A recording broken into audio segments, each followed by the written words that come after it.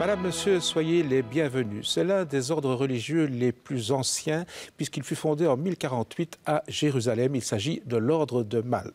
Quelles sont ses missions aujourd'hui, mais surtout quelle est sa spiritualité? C'est ce que nous allons voir dans cette émission avec mon invité, Ludovic Goffinet, qui est administrateur à l'ordre de Malte Belgique. Bonsoir. Bonsoir Jacques. 13 500 membres, 13 500 chevaliers et dames, présents dans 120 pays.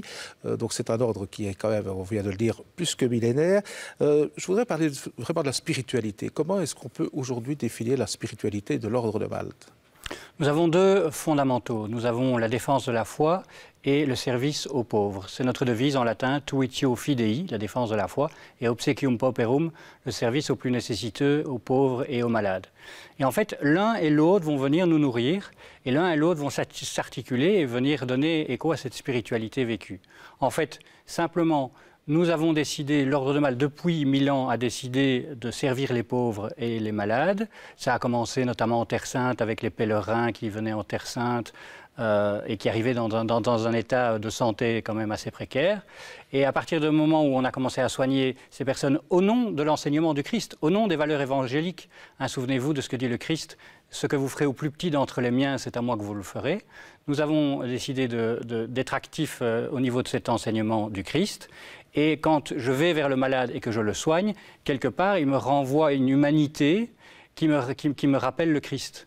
Sainte Élisabeth de Hongrie disait « Dans chaque lit, je vois le Christ lui-même ». Et donc, en fait, le Tuitio Fidei vient nourrir l'Obsequium Pauperum. C'est au nom de notre foi que nous servons. Et dans le service, eh bien, le service nous rappelle le Christ et donc nous renvoie vers la foi. L'un et l'autre se nourrissent mutuellement. Alors, défendre la foi, au Moyen-Âge, on peut comprendre ce que c'était, surtout que l'ordre porte aussi le patronyme de militaire. On sait bien pourquoi, puisque c'était la défense des pèlerins. Aujourd'hui, défendre la foi au XXIe siècle, comment est-ce que vous voyez les choses ? Alors évidemment, nous ne sommes pas une association prosélyte, donc nous ne voulons pas imposer notre foi. Nous respectons évidemment et nous sommes dans le dialogue interreligieux, notamment au Liban, où l'ordre de Malte travaille beaucoup avec des associations musulmanes, etc. Nous sommes dans le dialogue interreligieux, mais la foi, la défense, c'est d'abord dans les gestes, d'abord dans l'attitude, et puis dans le fait de l'assumer au quotidien. Vous m'invitez sur votre plateau très gentiment, je viens vous l'expliquer, mais ça aussi c'est le témoignage de la foi, c'est le fait d'assumer et de défendre la foi. Vous savez, le but n'est pas de convaincre, mais simplement le but est de le dire. Alors, l'ordre de Malte a une aumônerie en Belgique. Vous pouvez définir son rôle exactement ? Donc l'aumônerie est vraiment en charge de cet aspect Tuitio Fidei, de défense de la foi, et elle aide les chapelains. Donc nous avons une série de prêtres qui sont les chapelains de l'ordre de Malte et qui nous aident à approcher les sacrements, organiser nos célébrations religieuses, nous encadrer sur le plan spirituel lors de nos pèlerinages, notamment à Lourdes, à Banneux ou en Flandre. Et l'aumônerie, c'est cette équipe de chapelains, plus toute une série de laïcs qui viennent les aider. Et alors pour que la foi, que chaque membre et sympathisant de l'ordre de Malte puisse cheminer dans sa foi, nous organisons plusieurs conférences, plusieurs récollections et plusieurs retraites par an. Et vient qui peut en fonction de son agenda. Mais donc le but, c'est aussi de nourrir intellectuellement cette foi. Et qu'un chrétien n'est pas quelqu'un qui sait, un chrétien est quelqu'un qui croit. Et pour croire, il faut chercher Dieu, il faut chercher le Christ. Et ça passe notamment par des textes, ça passe notamment par des rencontres de conférenciers ou autres. Dans notre société sécularisée, les jeunes sont encore attirés par des ordres tels que l'ordre de Malte ? Alors nous avons beaucoup de chance, mais dans nos activités, je veux dire plus hospitalières, donc là l'Obsequium Pauperum, le fait d'être présent dans le service sur le terrain, on n'a pas de problème pour trouver des jeunes bénévoles. On a énormément de jeunes bénévoles, nous avons 8 camps en été, nous avons un groupe de jeunes qui vient chaque année à Lourdes lors du pèlerinage international et nous ne manquons pas de bénévoles, c'est une chance que nous avons. Et les bénévoles d'un jeune âge rentrent plus dans l'ordre de Malte par l'action. Et puis après, en mûrissant, ils s'intéressent de plus en plus à la spiritualité, etc. Mais c'est vrai que nous avons la chance d'avoir beaucoup de bénévoles et il y a un chemin véritablement au niveau de la spiritualité qui est vécu au sein de l'ordre. Alors il y a aussi l'étranger, aussi dans vos activités, puisqu'il y a une ASBL qui s'appelle Order of Malta Belgium. Comment est-ce que vous définissez son activité? C'est la petite sœur ASBL qui s'occupe de toutes les activités à l'étranger, que la Belgique, l'ordre de Malte Belgique propose à l'étranger.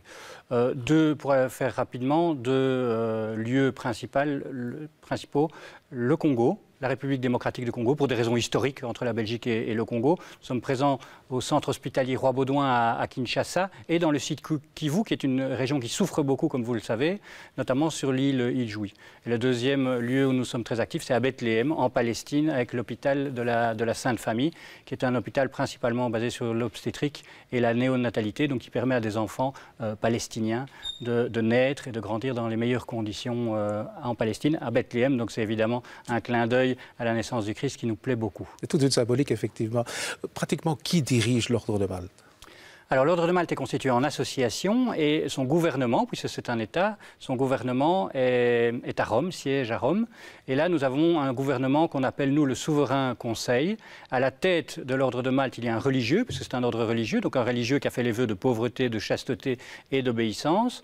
C'est pour ça que devant son prénom, on met souvent fra, ça vient de frater en latin, et qui dirige l'ordre, qui est son souverain en quelque sorte. On l'appelle le grand maître, c'est vraiment une expression évidemment qui date d'il y a très longtemps. Et il est assisté dans son gouvernement par une série de ministres qui l'aident et qui gèrent, un peu comme un gouvernement d'un État plus classique, sauf que la moitié des membres de son gouvernement sont des religieux. Alors, vous l'avez dit, c'est un État, l'Ordre de Malte, un État qui n'a pas de territoire, si c'était le monde peut-être. Il y a des ambassadeurs, notamment en Italie, notamment en République démocratique du Congo. Quel est le rôle de ces ambassadeurs ? Le rôle de ces ambassadeurs, c'est de faciliter. Comme tous les ambassadeurs, c'est des facilitateurs. Le but, c'est de faciliter l'intervention.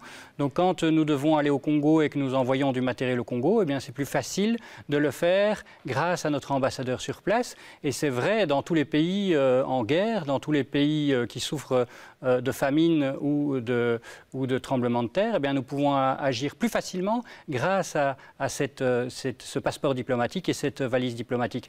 Donc, il ne faut pas toujours voir l'ambassadeur comme une position honorifique et comme une gloire, mais véritablement comme un facteur d'efficacité. C'est l'ambassadeur qui se retrousse les manches. Exactement. Ils ont les mains dans le cambouis. Pour aider, voilà, exactement. Un encore peut-être sur la spiritualité. Vous avez dit tout à l'heure, est-ce qu'il y avait des récollections, il y a des retraites. Est-ce que tout ça, c'est normalement bien pris par les membres de s'investir là-dedans?